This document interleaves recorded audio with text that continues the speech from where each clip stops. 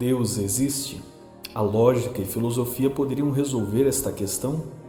Ao longo dos séculos de filosofia, muitos se levantaram com argumentos contrários e favoráveis à existência de Deus.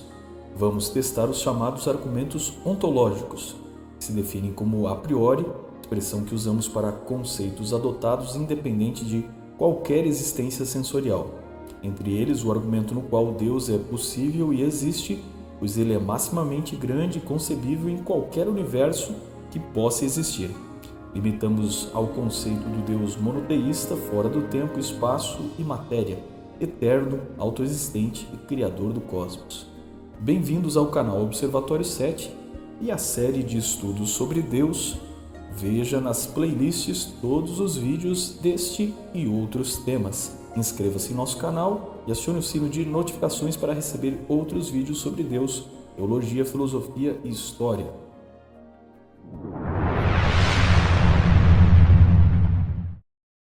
Durante a Idade Antiga, o pensamento pagão havia sido por séculos a religião dominante, embora também houvessem ateus e materialistas. Mas durante os 3 primeiros séculos da era cristã, a expansão do pensamento monoteísta através do cristianismo, ao entrar em debate com o paganismo, buscou na filosofia argumentos de terreno comum para ambos os lados. Agostinho de Hipona foi um dos primeiros a desenvolverem a fusão da teologia cristã e da filosofia neoplatônica. Já na Idade Média, Anselmo, arcebispo da Cantuária, em 1093, criou obras como o Monólogo, onde, trabalhando a lógica aristotélica e o pensamento platônico, desenvolveu seu argumento ontológico ao imaginar o diálogo no qual Deus é um ser do qual não é possível pensar nada maior. Em resumo, o pensamento de Anselmo era que Deus é aquilo que de maior eu posso pensar. Seu pensamento pode ser compreendido na pergunta: como eu, tão pequeno, consigo pensar em um Deus tão grande? Logo, Deus é aquele que me permite transcender o limite de minha mente pequena, pensando em algo maior que minha mente. Deus deve existir porque sou capaz de pensar nele, e isso não seria possível nas minhas limitações. O argumento de Anselmo foi muito influente a partir do século XI e mais tarde filósofos como Descartes o adotaram, enquanto outros como Kant o questionaram. Por volta de 1440, Nicolau de Cusa definiu Deus como aquele que vem antes de tudo, antes mesmo da possibilidade de algo existir. O interessante da ideia de Nicolau é que ele superou a indagação: quem criou Deus? Tal pergunta só tem valor para desmitificar os deuses pagãos que tinham origem na natureza, como Zeus, que nasceu de Cronos, este de Urano, este filho de Gaia, ela filha de Caos, e elementos primordiais desordenados. Mas é inútil para o Deus da Bíblia, que é descrito como existindo antes da matéria, do tempo, do espaço, sem ter nascido, sendo autoexistente. Conforme a Idade Média foi ficando para trás, o século XVII iniciou uma revolução científica marcada pelo método de observação e dedução de Francis Bacon. Compartilhando dessas ideias, o francês René Descartes, educado em colégio jesuíta, estudioso de matemática e voluntário na Guerra dos 30 Anos, deixou o combate e tornou-se filósofo em Paris e depois na Holanda, por fim na Suécia. Levado pela observação e questionamento, Descartes questionou tudo, todas as certezas, e depois de sua jornada intelectual, concluiu que havia uma primeira certeza, uma crença da qual não podia duvidar: a sua própria existência. Penso, logo existo. Descartes é um exemplo de que o argumento de que quem crê se limitou a não questionar é um argumento falso, pois um dos maiores questionadores da história concluiu sobre Deus em sua terceira meditação metafísica que se Deus é perfeito, ele tem que existir, ou do contrário, se existisse, faltaria algo para ele ser perfeito.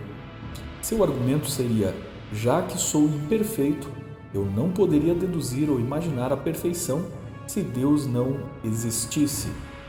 Na época em que Descartes afirmava que o filósofo devia treinar sua imaginação, um jovem matemático iniciava sua jornada filosófica com a ideia de que a imaginação nos desviava do caminho. Blaise Pascal, que havia publicado seu primeiro texto matemático aos 16 anos e aos 18 tinha criado um tipo de calculadora mecânica, passou por 2 conversões religiosas, sendo a última o catolicismo, o que o levou a se dedicar aos textos religiosos. Pascal foi um dos primeiros a tratar o problema do preconceito, sem necessariamente usar este termo. Ele argumentava que somos constantemente iludidos por nossa imaginação, fazendo julgamentos errados, inclusive sobre as pessoas, baseado no modo de vestir ou na aparência delas. Dessa maneira, Pascal se propunha a levar as pessoas à conversão, já que para ele a imaginação em geral levava ao equívoco em pensar que a vida de prazeres mundanos era a melhor escolha. Uma vez que Pascal foi um teísta que apelava para a lógica e razão, desconfiando da imaginação, é curioso ver que um dos argumentos dos novos ateus é dizer que o teísta é um crente num amigo imaginário, o que na verdade é um tipo de sarcasmo para dizer que crentes são pessoas emocionalmente infantis ou talvez até tolas por serem adultos, mas se comportarem como crianças. Mas percebamos que as crianças sabem que inventaram seus amigos imaginários e as crianças sadias também creem em Deus e sabem distinguir isso de sua brincadeira. Escritores e artistas também sabem criar personagens com sua imaginação, mas sabem distinguir isso de sua crença. Supor que falar com Deus é crer num amigo imaginário é chamar a maioria esmagadora das pessoas do mundo de dementes ou retardados. Particularmente, isso cai no que Pascal argumentava, ou seja, os próprios ateus, imaginando o que se passa na mente dos outros, cometem o equívoco de julgar sem propriedade a experiência alheia. O preconceito não é um pecado apenas de religiosos, se dá também com os ateus. Posso mesmo dizer que a percepção religiosa das pessoas é fruto de estupidez ou demência? Quantas pessoas você conhece? Você é capaz de provar que a experiência de todos os crentes é fruto de ignorância ou tolice ao crer num amigo imaginário? Julgar tantas pessoas sem conhecer, sem estar em sua mente, é simplesmente preconceito puro. Entretanto, se a lógica de Pascal tinha esta pérola sobre o questionar a imaginação, sua lógica mostra que a razão não deve viver só de lógica, pois o filósofo elaborou um argumento apologético que se tornou famoso, mas é rejeitado por ateus e, na verdade, por muitos teólogos. Como matemático, Pascal argumentou que se perde pouco ao apostar que Deus existe e perde-se tudo ao apostar que ele não existe. Logo, se há 50% de chances de Deus existir e 50% de chances de não existir, seria mais racional crer, pois a perda é muito menor, já que o ateu perdia a vida eterna.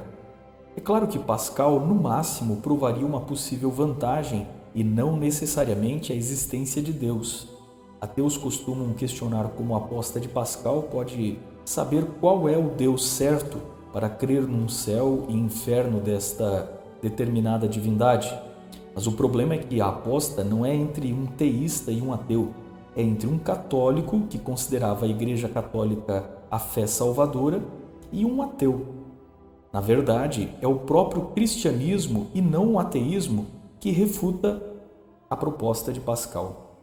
Primeiro, porque sendo um cristão e está chamando pessoas à conversão, a lógica dele no máximo oferece razões egoístas ou o próprio medo para que a pessoa se converta. E na verdade isso nega todo o princípio do Evangelho, de oferecer o amor, o perdão e a graça imerecida. E no lugar disso, em vez de apelar às pessoas para se arrependerem do que fizeram, apela-se para que elas lamentem o que iriam perder.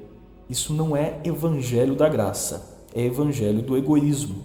Não é arrependimento, é somente remorso. Outra falha na aposta de Pascal é supor que o crente, se estiver errado, perde pouco, o que é um pensamento que contraria o pensamento do apóstolo Paulo em seu testemunho em 1 Coríntios 15, 17 a 19. O argumento paulino é que se não existe ressurreição, estamos perdendo tempo.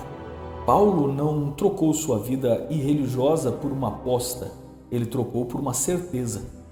Sobre isto, veja o vídeo do canal Dois Dedos de Teologia que vamos deixar nos links aqui nas descrições. Pascal é muito útil para entendermos a necessidade de questionar nossa imaginação, mas ele mesmo foi vítima de suas emoções que parecem ter motivado uma lógica movida pelo medo. Jesus, porém, disse que o amor vence o medo.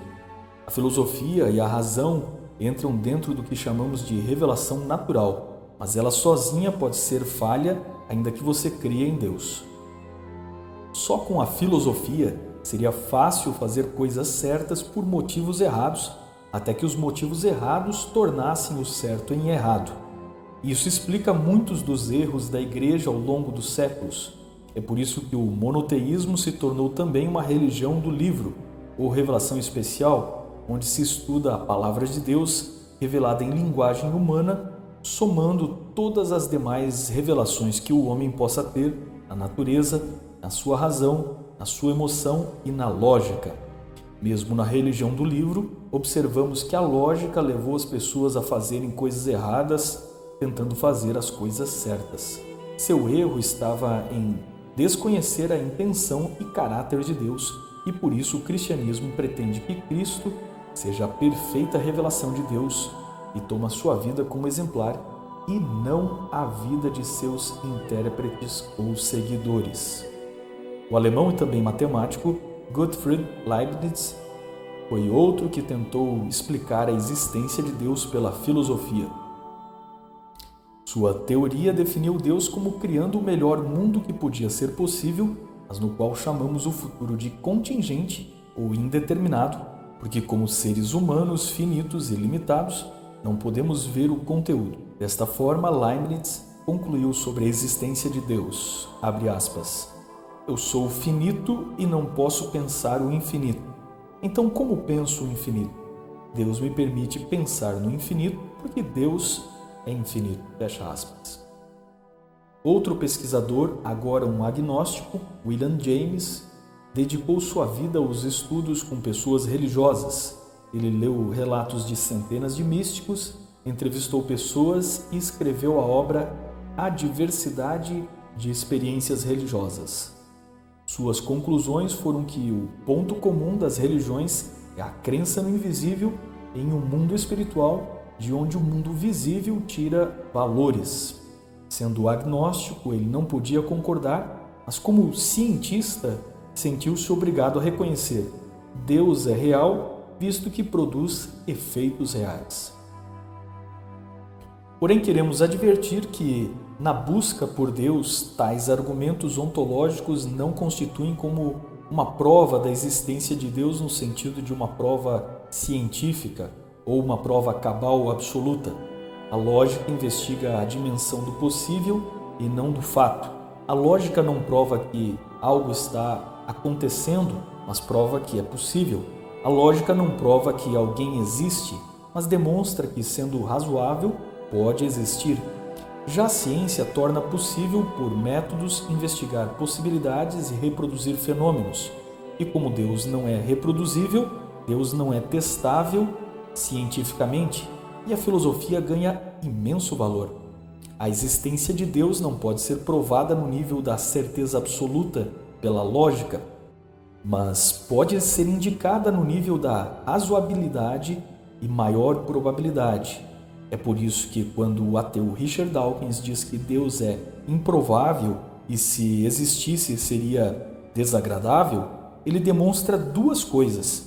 Primeiro, que todo ateísmo é por si mesmo, no máximo, agnosticismo, já que não pode ter certeza. E segundo, que o fato de ser desagradável para ele envolve enorme desejo emocional de sua parte na formulação de suas conclusões. Para destruir o argumento ontológico de filósofos e teólogos, várias críticas elaboradas tentaram satirizar a crença em Deus. A ideia da caricatura seria ridicularizar para que a crença fosse vista como absurda e ilógica. Uma dessas estratégias foi exposta por Bob Henderson em 2005 nos Estados Unidos. Como protesto ao movimento criacionista, ele enviou uma carta aberta ao Conselho de Educação do Kansas, declarando crer no monstro do espaguete voador, um ser criador, invisível, formado por espaguete almôndegas, religião que ele chamou de pastafarianismo. O movimento ganhou mídia e ridicularizou a crença em Deus através de desfiles com fiéis vestidos de piratas e um corpo de crenças que parafraseava algumas crenças cristãs, idealizando um céu com um vulcão de cerveja e strippers e um inferno de cerveja sem álcool e strippers com doenças sexualmente transmissíveis. Um pirata teria recebido 10 condimentos em lugar dos 10 mandamentos, e um garfo crucificado foi adotado como símbolo do espaguete voador. Pelo incrível que pareça, a Polônia reconheceu esta religião em 2013. No entanto, mais tarde voltou atrás e identificou o movimento como uma paródia.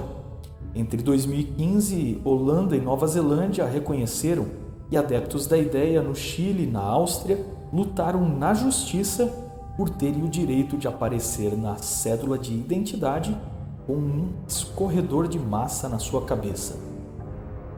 Tal como o monstro do espaguete, outra sátira é a do unicórnio cor-de-rosa invisível, que para ridicularizar a fé e a lógica, seus argumentos dizem, abre aspas, acreditamos que são cor-de-rosa pela fé, e se não o vemos, pela lógica são invisíveis, fecha aspas. Esse tipo de argumento é muito usado por ateus como Richard Dawkins e Peter Atkins. Carl Sagan explicava que a capacidade de invalidar uma hipótese não era a mesma coisa que provar que ela era verdadeira, ao usar seu clássico exemplo do ateu que anuncia ao crente que tem um dragão invisível, incorpóreo e materialmente indetectável na sua garagem. Cada vez que o crente tenta provar que o dragão não existe, é refutado pelo ateu que apela ao fato de ele não ser perceptível pela física. O objetivo é levar o crente a um paralelo do dragão com Deus, até que se questione como pode ter certeza de que não há um dragão, mas o seu Deus existe nas mesmas condições. Todos estes são herdeiros filosóficos de Bertrand Russell, filósofo ateu do século XX, que dizia que se ele afirmasse sem oferecer provas que um bule de chá orbita o Sol em algum lugar entre a Terra e Marte, ele não poderia esperar que ninguém acreditasse nele somente pelo fato de sua afirmação não poder ser desmentida. Tais argumentos têm por objetivo levar o crente a considerar sua crença diante do espelho da lógica e ver Deus como um absurdo. Mas assim como a lógica não prova de forma cabal a verdade, a retórica dos ateus não estabelece a lógica e muito menos a verdade. O primeiro erro está nas comparações incrivelmente inapropriadas. Supondo que existisse um bule orbitando o Sol, de que isso mudaria a nossa vida ou o cosmos? Supondo que exista Deus, que consequências isso traz ao universo?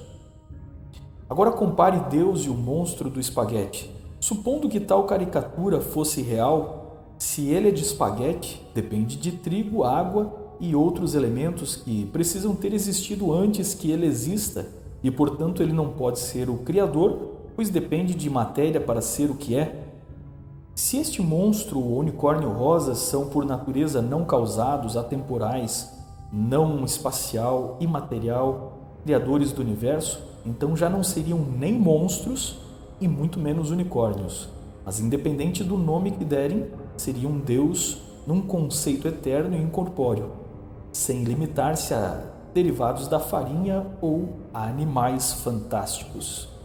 Chega a ser ridículo levar a sério a possibilidade do argumento do monstro do espaguete, mas é preciso para demonstrar que a sátira perde de vista o tema ao fazer comparações descabidas. O segundo erro é demonstrado pelo próprio Russell, que admitia que inventou o argumento do bullying, assim como assumia a premissa de que o homem inventou Deus. No entanto, já que não há provas de que o homem inventou Deus, o argumento do bullying já é automaticamente descartado, porque a mesma premissa não pode ser provada sobre Deus. O terceiro erro é confundir crença com ficção. Alguém pode imaginar um universo fictício como o de Conan o Bárbaro. Isso não quer dizer que o autor acreditava em tais deuses que ele imaginou, nem que eles existiram. O mesmo se dá com o monstro do espaguete, ao qual sabemos que surgiu como crítica ao criacionismo, ou com o unicórnio rosa, que surgiu de um debate de ateus, ou ainda o bully de Chad Russell e o dragão na garagem de Carl Sagan, que surgiram da criação retórica deles. Foram imaginados propositalmente, mas não temos qualquer evidência de que o homem propositalmente imaginou Deus no sentido de Deus que nos limitamos a estudar neste vídeo. E os ídolos pagãos não foram imaginados? O pagão pode imaginar um ídolo, mas não pode imaginar o conceito verdadeiro de Deus, tal como o argumento de Anselmo, que diz que compreende Deus como o ser maximamente grande e perfeito que pode existir. Lembre que mesmo os pagãos têm crenças ancestrais de um Deus criador primordial, que faz parte da percepção universal e verdadeira de Deus. E por que a crença no dragão da garagem ou no ídolo pagão não é tão lógica e aceitável como a crença no Deus monoteísta? Na filosofia, nos damos ao direito de questionar tudo. E quem disse que dragões não existem? E quem disse que dragões invisíveis não existem? E quem disse que os espíritos representados pelos ídolos não existem? O monoteísmo não nega a existência de seres metafísicos, apenas alega que unicamente um pode ser chamado de Deus por ser criador, autoexistente, não criado e além do tempo e espaço. O cristianismo, por exemplo, reconhece a existência de anjos e demônios que existem numa realidade espiritual e pode ser uma dimensão desconhecida do homem. Veja o primeiro vídeo desta série sobre cosmologia e o multiverso. Mas, obviamente, não estamos defendendo a existência de lagartos invisíveis soltadores de fogo na garagem do falecido Carl Sagan. A pergunta é: de onde veio o dragão que você afirma estar na garagem? Como você sabe que ele está ali? Carl Sagan ou alguém teve uma experiência de percepção de tal dragão? Como foi essa experiência? Bilhões de pessoas no mundo todo têm a mesma percepção mental da presença de um dragão em sua garagem, ou pelo menos de algo invisível em sua garagem? Este dragão preenche o argumento cosmológico que seria capaz de existir eternamente antes que a matéria, o tempo e o espaço fossem criados? Este dragão fez um ajuste fino nas leis da física? Ele é o maior ser que pode existir? Se é o maior ser que pode existir, o que existe ao redor do dragão? Se ele está limitado a ser um réptil, ainda que exista tal criatura invisível, não está nem perto de ser o que entendemos por Deus, pois o verdadeiro Deus não cabe nas limitações do dragão da garagem de Carl Sagan. Finalmente, para entender que o dragão está na garagem, Sagan teria que oferecer de onde ele tirou esta percepção, pois a percepção de Deus ocorre por uma série de conclusões unidas, como, por exemplo, a origem do universo, a ordem na natureza, a moralidade humana e a experiência religiosa pessoal. Dizem que Russell, quando questionado o que diria a Deus se o encontrasse no dia do juízo, responderia: Senhor, por que te escondestes tão bem? Os pagãos dizem que o Criador tinha feito sua obra e ido embora, deixando o mundo ao controle dos deuses menores e espíritos. O deísmo advogou que Deus havia dado corda no relógio do mundo e havia se mantido afastado, não interagindo com o mundo. No entanto, o cristianismo e o judaísmo entenderam o não aparecimento visual de Deus com uma série de motivos específicos. Primeiro, o Antigo Testamento demonstrou várias vezes que a ignorância humana minimizava Deus em ídolos cada vez que tentava visualizá-lo. Paulo disse em Romanos que a incapacidade do paganismo de compreender o eterno os levou a adorar a criatura em lugar do Criador, e assim surgiram os ídolos, nada menos que caricaturas de Deus, do mesmo tipo do monstro do espaguete ou do unicórnio. Ou seja, se Deus não aparece, um dos motivos é para não limitar nossa compreensão de Deus a um ser sentado num trono ou num dragão na garagem de alguém. Segundo, o livro do Êxodo mostra o que aconteceu quando Deus tentou de maneira humana dar uma demonstração que os céticos considerariam convincente. Ele apareceu em sinais no Monte Sinai, encoberto por uma nuvem, para que os homens pecadores não fossem fulminados por sua santidade. Porém, com sinais visíveis e falando com os homens através de trovões, raios e demonstrações milagrosas, o resultado foi negativo. Os homens temeram em vez de amar, e isso criou uma distância maior ainda entre homens e Deus, ao ponto de que o povo pediu a Moisés e ele falasse com Deus no lugar deles. Será que os ateus têm ideia do que estão pedindo quando pedem para ver Deus? Isaías 59, verso 2 diz: "Mas as vossas iniquidades fazem separação entre vós e o vosso Deus, e os vossos pecados encobrem o seu rosto de vós, para que não vos ouça." Terceiro, a encarnação foi uma tentativa de Deus de se apresentar ao homem na forma que o homem o entenderia. Usando uma máscara humana, Deus andou entre os homens, de modo que eles o ouviram, viram seus feitos, e enquanto alguns creram, outros ainda assim não creram. Deveria Jesus ter desvendado sua glória e convencido à força todo mundo? Isso seria muito improdutivo para seres de livre arbítrio. Deus não muda a opinião das pessoas, Ele deixa as pessoas mudarem sozinhas as suas opiniões. Teólogos costumam entender que Deus revela-se aos poucos, conforme a compreensão do homem aumenta. E o quanto Deus se revelou é o que necessitamos e com quanto podemos lidar. Lutero dizia que o homem usa máscaras para se esconder, enquanto Deus usa máscaras para se revelar. Essas máscaras podem ser símbolos, histórias, mensagens e experiências. O número de experiências com Deus ou com o sobrenatural é ilimitado e não findou com a ciência ou com a filosofia. A teologia nasceu primeiro. Bem depois, a irmã mais nova, chamada ciência. Mas é possível que a irmã do meio, a filosofia, possa interligar estas duas gerações ou duas áreas de estudo. Entre as pessoas mais racionais, ainda existe a fé e a percepção de Deus. O filósofo Rodrigo Silva, em seu livro O Ceticismo da Fé, disse, abre aspas, "Eu até poderia iniciar minha busca do ponto de vista de que Deus não existe e que tudo não passa de crendice popular. Mas o que eu faria com o testemunho de gênios da estirpe de Leonardo da Vinci, Blaise Pascal, Leibniz, Isaac Newton, C.S. Lewis e, mais recentemente, Anthony Flew? Jogaria tudo no lixo? Ora, esses homens não eram o tipo de gente que acreditaria em qualquer coisa sem um mínimo de embasamento racional." Fecha aspas. Deixe aqui o seu comentário, lembrando de respeitar a opinião e comentários dos outros, como gostaria que respeitassem os seus. Abaixo do título, nas descrições, você encontrará uma bibliografia na qual este vídeo foi baseado.